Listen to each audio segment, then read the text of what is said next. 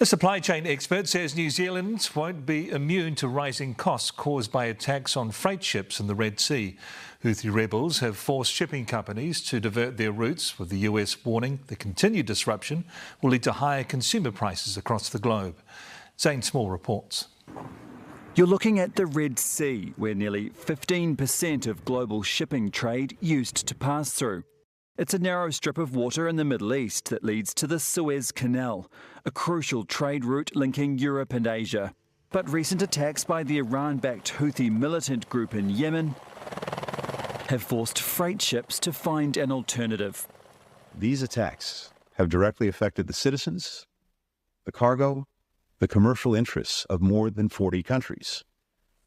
They've disrupted or diverted nearly 20% of global shipping.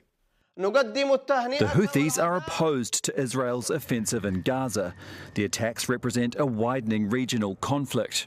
US Secretary of State Antony Blinken's arrival in Qatar, known for its regional influence, is seen as an effort to build resistance against the Houthi attacks.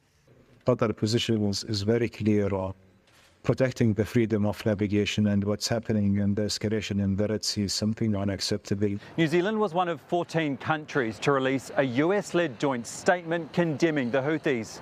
The attacks could have serious consequences for trade because more than a dozen shipping companies have had to reroute, adding more time to freight trips and ultimately more costs. That cost gets passed on to consumers around the world, whether it's food, whether it's fuel, whether it's medicine. It certainly creates cost just in terms of the operational expense of running those ships the longer route. That longer shipping route from Asia to Europe around the southern tip of Africa adds about 2 weeks. I'll just add that to the freight costs. So that's where, New Zealand exporters, even importers, need to start thinking about, what do we do for our own resilience? Because unless the Houthis cease their attacks, global freight will take longer and costs will almost certainly rise. Zane Small, Newshub.